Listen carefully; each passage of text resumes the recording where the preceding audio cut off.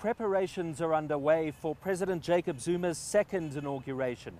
But 5 years ago, as the unseasonal morning rain turned to sunshine on May the 9th, 2009, President Zuma called his first inauguration a moment of renewal. Nobody listening could have been in any doubt about what he meant. So help me God. It's hard to recall now, but there was almost a sense of relief amongst many South Africans that President Zuma was finally in power. For 5 years, he'd fought a bitter battle with former President Thabo Mbeki, and he had faced corruption and rape charges. No agency of the state had been left untouched by this war, from the National Prosecuting Authority to the police to intelligence to the Scorpions. The ANC itself had been wounded, left divided, and is still suffering today. So when President Zuma stood up and praised the man which the party had so recently recalled, it was an electric moment.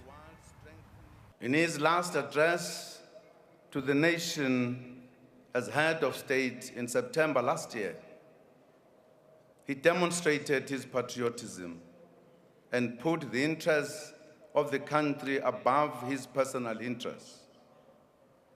Thank you, Zizi, for demonstrating a character that the ANC had always embodied since 1912.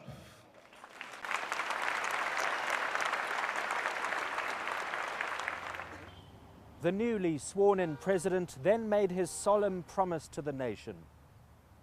The dreams and hopes of all the people of our country must be fulfilled.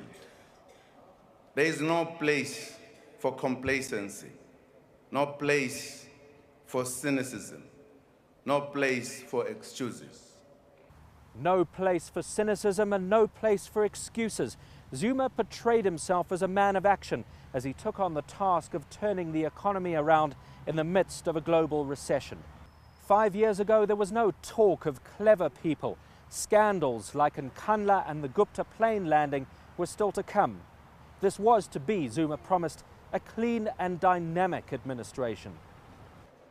To achieve all our goals, we must hold ourselves to the highest standards of service, probity, and integrity.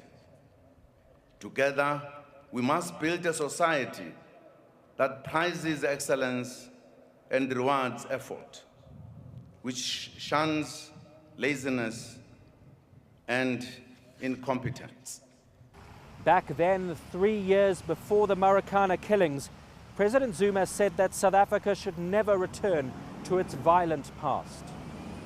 We share a common conviction that never shall we return to a time of division and strife. Outgoing President Kgalema Motlanthe had dissolved the Scorpions crime-fighting unit on ANC orders just months before. It raised questions about the government's commitment to fighting corruption. President Zuma, though, said that the state's independent Chapter 9 institutions would remain strong and be protected. We must safeguard the independence and integrity of those institutions tasked with the defense of democracy, and that must act as a check on the abuse of power. Little could he have known of the battles to come with one of his new appointees, Thuli Madonsela, the public protector. Now President Zuma will stand here again, ready to begin a second term, which he must hope will be very different from the first. He has much to do. His critics are as steadfast as they were 5 years ago.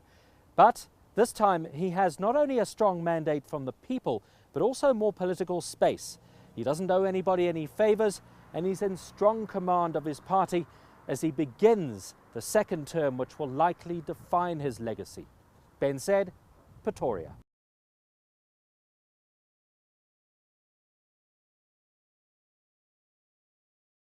You deserve to know more. eNCA.com